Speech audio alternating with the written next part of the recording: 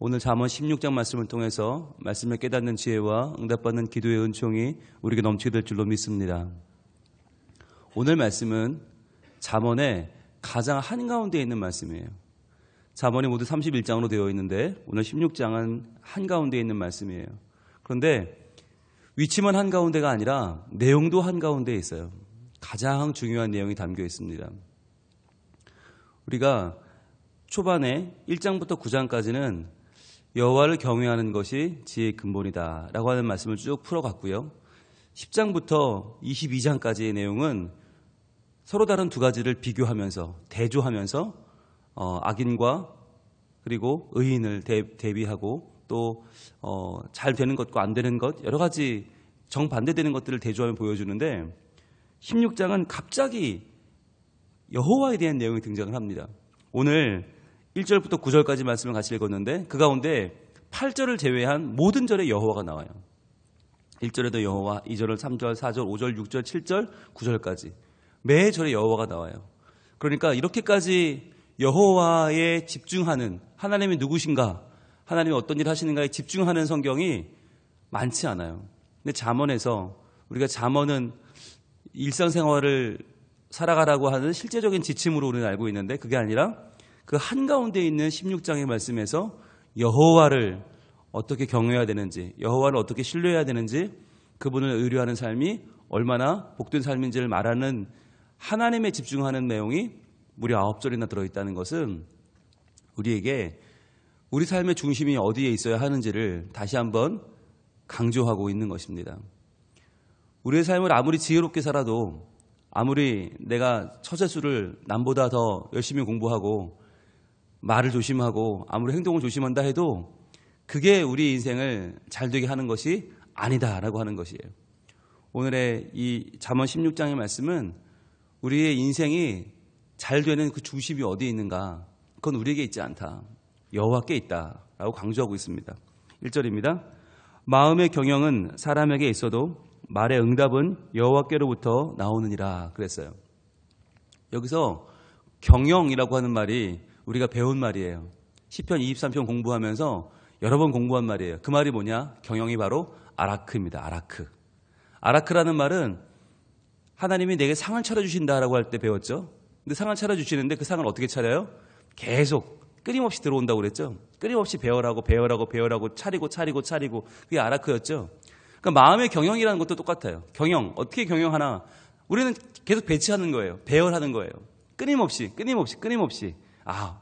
오늘 이렇게 하고 내일은 저렇게 하고 모레는 저렇게 하고 막 경영을 해요. 그런데 그 마음의 경영이 아라크가 계속 배열하는 게 우리에게는 끝도 없을 것 같고 계속 이어질 것 같고 뭔가 정말 막 이렇게 계속 배열하다가 나중에 내가 최고가 될 거야. 내가 1등이 될 거야. 내가 가장 큰 부자가 될 거야 라고 하는 마음의 경영을 가지고 있어요. 그런데 그 마음에 배열하는 건 우리 마음이에요. 그야말로 마음이니까요.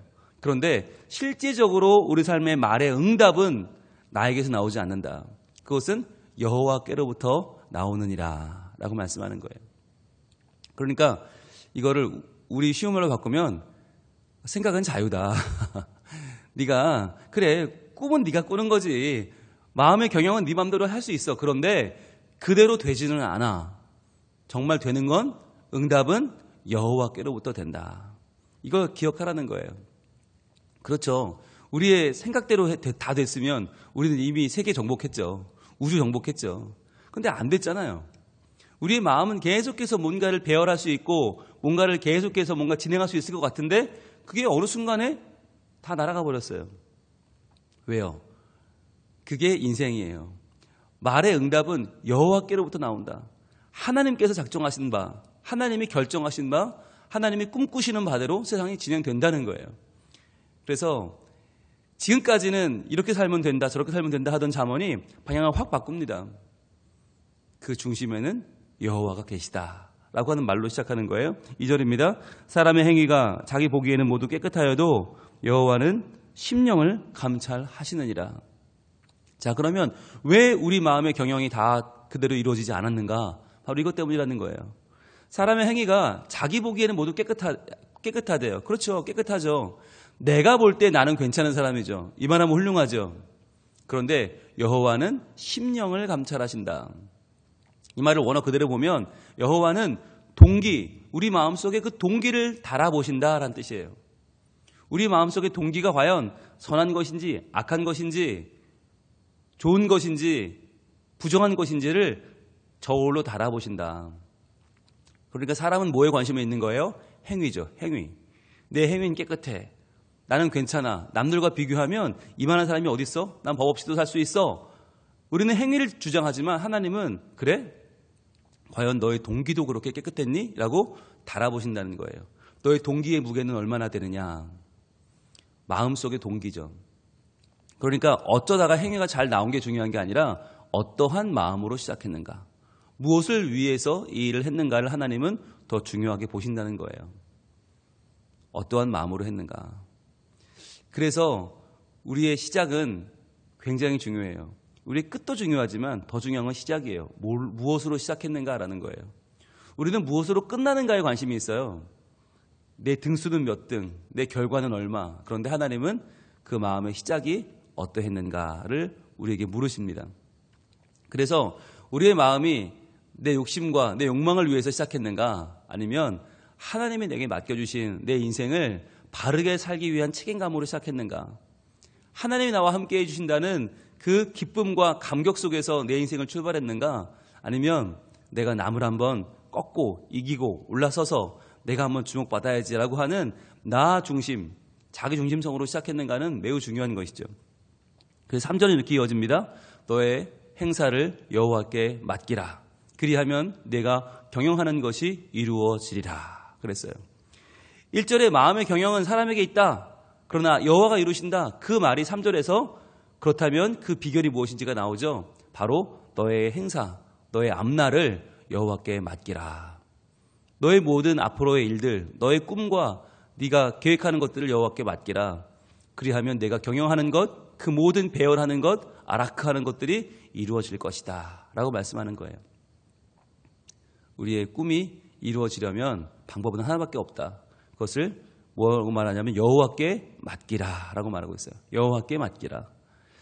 자, 그런데 우리는요 참 이기적이고 참 교만해서 나 외에는 안 믿어요. 나 외에는 아무도 안 믿어요. 그러니까 여호와라 할지라도 에이, 하나님이 뭐 내 마음 같으시겠어?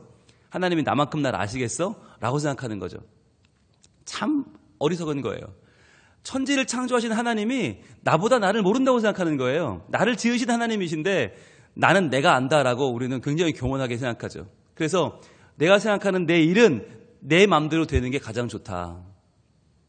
그래서 여러분, 우리가 기도 제목을 내라 그러면 다 내는 게 뭐예요? 내 뜻대로 되도록, 내 계획대로 되도록, 내 생각대로 되도록 해주세요. 그게 우리의 계획 아니에요? 우리의 기도 제목 아니에요? 그런데 과연 그렇게 되는 게 맞을까라고 하는 걸 생각해 봐야 되는 거죠. 그것까지 하나님은 다 계획하고 계시는데, 하나님은 다 우리에게 가장 좋은 길을 계획하시는데, 우리가 맡기는 마음으로 기도하는 것과 내게 돼야 된다고 주장하며 기도하는 것은 다르죠. 그래서 예수님도 기도하셨잖아요. 이 잔을 내게서 비껴가게 멀어지게 하여 주옵소서. 그러나 나의 원대로 마옵시고 아버지의 원대로 되기를 원합니다. 여호와께 맡기는 것, 이거 진정한 기도인 것이죠. 그래서 진정한 기도의 핵심은 내가 바라는 대로 다 되는 게 아니에요. 여호와께 맡기는 것이죠. 그러면 네가 경영하는 것이 이루어진다. 즉 너의 경영을 이루는 길이 오직 여호와를 신뢰하고 그분을 의뢰하는 길이다 라고 성경은 말씀하고 있는 거예요. 그것이 이 잠언의 핵심이라고 볼 수 있죠. 4절입니다. 여호와께서는 온갖 것을 그 쓰임에 적당하게 지으셨나니 악인도 악한 날에 적당하게 하셨느니라. 자, 우리가 삶을 살아가면서 의뢰하지 못하는 이유가 여기 있죠. 악인은 어떻게 하겠냐는 거예요. 악인, 저 사람 나보다 훨씬 더 악한데 저 사람 잘 되는 꼴을 내가 어떻게 보느냐고요. 하나님 계시면 이럴 수 있느냐고, 하나님 대체 뭐 하시는 분이냐고 우리는 자꾸 항변을 합니다. 그런데 그 사람도 다 쓸모가 있다는 거예요. 그 사람 다 쓸모가 있다. 여러분, 성경을 보십시오. 야곱과 에서가 싸울 때 에서는 야곱에게 쓸모없는 사람 같이 보입니다. 요셉의 10명의 형들은 요셉을 괴롭히는 쓸모없는 형들처럼 보입니다. 심지어 가룟 유다는 예수님께는 전혀 쓸모없어 보이는 제자처럼 보입니다. 그런데 그들이 다 그 결정적인 역할을 합니다. 그 악인들처럼 보이는 이들이 하나하나의 일을 하는데 그 일이 너무 마음에 안 들고 너무 정말 우리가 볼 때는 없으면 좋겠는데 아니요. 그들로 말미암아 하나님은 마침내 더 큰 선을 이루시지요. 요셉의 10명의 형들이 요셉을 애굽에 안 팔았으면 어떻게 애굽의 총리 대신이 됩니까? 어떻게 그 흉년 가운데 민족을 구해냅니까? 불가능한 일이죠. 여러분, 우리가 살면서 저렇게 악한 사람이 어떻게 저렇게 잘 사는가? 저렇게 안 좋은 사람이 저렇게 정말 누가 봐도 저 사람은 악인인데 왜 이렇게 잘 되나? 우리의 마음속에는 그래서 여호와께 못 맡기는 마음이 있어요. 그러나 하나님은 그도 적당하게 지으셨다는 거예요. 그걸 맡기라는 거예요. 어찌 보면 그 사람이 내가 볼 때는 악인이지만 세상에 꼭 필요한 사람일 수 있고요. 오죽하면 그 사람이 악한 날에 적당하게 하겠느냐. 그 말은요. 그 사람이 심판받는 것으로라도 세상에 적당하게 하나님의 살아계심을 보여준다는 거예요. 걱정하지 마라. 그 사람은 심판받는 역할도 있다. 걱정하지 말고 다 하나님께 맡겨라고 얘기하는 거죠. 여러분, 이 말씀은요. 우리에게 굉장한 희망을 주는 거예요. 악인도 역할이 있다면 나는 왜 없겠습니까? 나는 왜 없겠어요? 나도 역할이 있다는 거예요. 중요한 역할이 있다는 거예요. 여호와께서 온갖 것을 그 쓰임에 적당히 지으셨다. 이 말씀만 믿어도 오늘 하루 나는 힘이 날 수밖에 없어요. 내가 오늘 있어야 할 곳에 적당한 사람으로 하나님 나를 허락해 주셨다. 그러니까 나는 내가 오늘 맡겨진 일에 최선을 다하면 하나님의 뜻, 그의 마음이 그의 꿈꾸는 것이 이루어지는 가장 적당한 장소에 내가 서 있는 것이죠. 5절입니다. 무릇 마음이 교만한 자를 여호와께서 미워하시나니 피차 손을 잡을지라도 벌을 면하지 못하리라 그랬어요. 마음이 교만한 자, 여호와께 의뢰하지 않는 거죠. 여호와께 맡기지 않는 자죠. 이러한 자는 여호와께서 미워하신다. 그러한 사람들끼리 피차 손을 잡을지라도 벌을 면하지 못한다. 악인들이 교만해서 하나님이 어딨냐고 말하는 저 사람들이 서로 손을 잡고 우리 서로 한번 버텨보자, 도와보자 라고 해도 벌을 면하지 못한다는 거예요. 그러니까 악인에 대한 심판은 하나님께 있다. 걱정하지 말고 그것까지 맡기라는 거예요. 그것까지 맡겨라. 그래서 내가 정말 마음에 안 드는 사람, 정말 저 사람과는 같이 못해. 아니요. 그것까지 하나님께 맡겨라. 그 사람이 마음이 교만한 자라면 하나님이 반드시 심판하신다는 거죠. 그러면서 이렇게 이어집니다. 6절입니다. 인자와 진리로 인하여 죄악에 속하게 되고 여호와를 경외함으로 말미암아 악에서 떠나게 되느니라. 그 사람이 정말 교만한 자라면 손을 잡아도 멸하게 되고 하나님이 그를 구원하시자 하신다면 인자와 진리로 인하여, 인자는 헤세드죠. 헤세드, 부어지는 사랑, 하나님의 무한하신 사랑, 헤세드와 진리, 에메트, 하나님께서 우리에게 허락하시는 확고한 신실함이죠. 그 인자와 진리로, 헤세드와 에메트로 인하여 죄악이 속하게 되고 여호와를 경외함으로 말미암아 악에서 떠나게 되느니라. 만약 그가 악에서 떠난다면 하나님은 그를 받아주실 것이고 그로 인하여 죄가 사함받고 하나님이 그를 적당한 곳에 쓰실 것이다. 그러니까 악인에 대해서 우리는 마음속에 이미 그 사람을 판단했어요. 이미 그 사람의 앞날까지 다 결정해버려. 저런 사람 망해야 돼. 죽어야 돼. 끝나야 돼. 아니 그게 아니라 하나님께는 계획이 다 있단 말이에요. 그 사람이 교만한 자라면 손을 잡아도 망하고 그 사람이 하나님 앞으로 돌아온다면 여호와를 경외함으로 말미암아 돌아온다면 죄를 속하고 악에서 떠나게 되고 하나님께 다 있다는 거예요. 계획이. 이미 하나님께는 각 사람을 향한 정확한 플랜이 있다. 그러니까 네가 걱정하지 말고 네가 원망하지 말고 네가 적당하게 지음받았음을 알고 하나님을 경외해라 라고 하는 것입니다. 7절에 이렇게 이어집니다. 사람의 행위가 여호와를 기쁘시게 하면 그 사람의 원수라도 그와 더불어 화목하게 하시느니라. 이게 하나님의 계획이에요. 우리의 행위가 여호와를 기쁘시게 하면, 우리가 여호와를 기쁘시게 하는 행동을 하면 우리의 원수라도, 우리가 그동안 일을 가며 아우 저런 악인, 아우 저런 나쁜 놈 했던 그 사람이라도 나와 더불어서 화목하게 된다는 거예요. 관계를 하나님이 열어주신다. 관계가 아름다워진다는 겁니다. 이게 하나님 계획이라는 거예요. 우리가 볼 때는 저 악인하고 나하고는 아무 상관이 없어 보여요. 정말 절대 상종도 하기 싫고 얼굴도 보기 싫어요. 그런데 우리가 하나님을 신뢰하면, 하나님께 내 삶을 맡겨드리면, 즉 여호와를 기쁘시게 하면 하나님은 우리의 원수인 그 사람과의 관계를 화목하게 바꿔주신다라고 하는 것입니다. 우리가 최근에 남북 정상회담 하는 거 보고 백두산에 놀러 사진 찍고 막 이런 거 보면 신기하잖아요. 어떻게 이런 일이 벌어질 수 있지? 참 놀랍다. 역사의 흐름이 이렇게 바뀔 수가 있는가? 아마 이게 잘 되면 나중에 교과서에 실리지 않겠어요? 백두산 천지에서 이 남북 정상 부부가 이렇게 손들고 있는 장면이 교과서에 실리지 않겠어요? 그런데 이런 걸 보면 야, 우리는 그동안 북한 그러면 머리에 뿔난 공산당으로 알았고 우리의 원수 중의 원수, 주적 중의 주적 이러고 살았는데 야, 사람의 원수라도 그와 더불어 화목하게 되는 날이 있구나. 여러분, 하나님이 하신 일이 그래요. 아니, 남북 정상이 만나는데 못 만날 사람이 어디 있어요? 우리가 김씨 일가라고 그러면 맨날 이를 부득부득 깔면서 김일성, 김정일, 김정은 그랬잖아요. 그런데 저렇게 만나는 장면을 보면 야, 정말 하나님이 하시는 스케일은 정말 크구나. 정말 크구나. 그러니까 우리도 우리 가족들, 우리 친지들, 우리의 이웃들, 우리 교인들 누구 한 명도 저 사람하고는 상종 못해 할 사람은 없는 거예요. 왜 못해요? 다 하나님 믿는 자녀고 교인이고 이웃이고 친족이고 우리의 일가인데 왜 못하겠어요? 하나님은 우리가 중요한 건 뭐예요? 여호와를 기쁘시게 하는가? 여호와를 기쁘시게 하는, 여호와를 신뢰하는 사람이라면 원수까지도 화목하게 하시는 놀라운 축복을 주신다는 겁니다. 그래서 더불어 화목하게 하신다. 여기서 말하는 이 더불어 화목이란 말이 바로 샬롬이에요. 샬롬.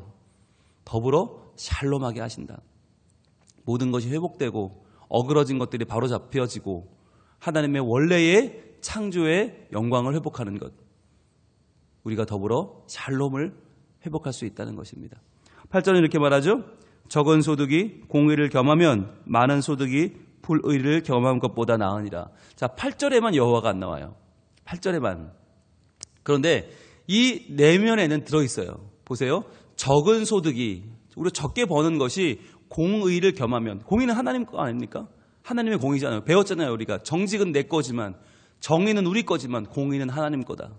점점 커지는 개념이죠. 나의 정직보다 크고 우리의 정의보다 큰 하나님의 공의, 여호와의 공의, 그 여호와의 공의가 함께하는 적은 소득이라면 많은 소득이 불의를 겸한 것보다 나으니라. 즉 불의로 얻은 소득이라는 건 개인으로 볼 때 정직하지 않은 것이고요. 공동체로 볼 때도 정의롭지 않은 것이고 하나님께서 보실 때도 공의롭지 않은 거예요. 그러니까 이거는 아무짝에도 쓸모없는 거죠. 많아 보이지만 쓸모없다. 즉 우리가 여호와를 경외하면서 만약에 내가 하나님을 잘 믿었는데 소득이 적다. 괜찮다는 거예요. 그 적은 소득이지만 여호와의 공의, 하나님의 공의로우심이 함께하는 소득이라면 그게 차라리 낫다. 하나님 없이 하나님께 맡기지 않고 여호와를 신뢰하지 않고 의뢰하지 않고 벌어들이는 많은 소득보다는 훨씬 낫다라고 하는 거예요.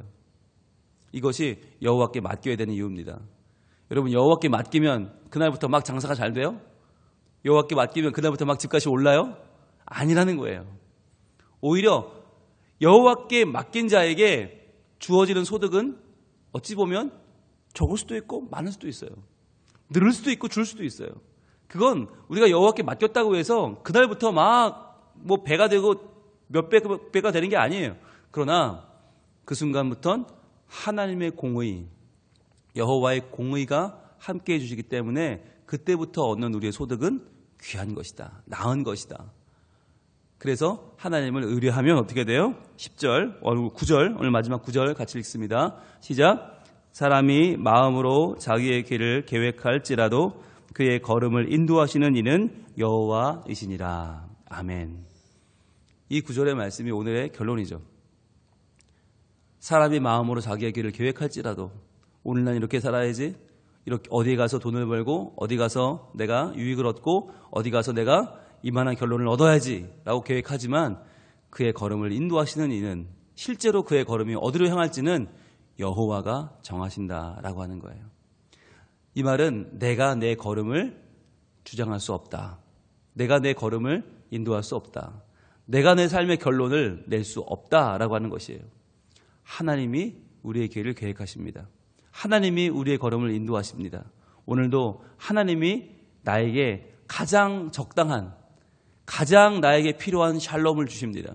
그래서 내 마음에 모든 경영하는 것, 아라크 하는 것이 유한함을 아시고 그것이 부족함을 아시고 하나님은 그 부족한 것 위에 하나님의 공의를 채우시고 하나님의 샬롬을 채우시고 하나님의 놀라운 복을 채우십니다. 그래서 우리에게 계획하시는 가장 공의로운 길, 가장 바른 길, 가장 선한 길로 우리를 인도하십니다. 그 하나님을 믿는 것이 우리가 오늘 하루를 바르게 사는, 그리고 복 중에 살아가는, 하나님을 기쁘시게 하는 가장 행복한 길이라는 거예요. 오늘도 그 길대로 걸어가실 수 있기를 원합니다.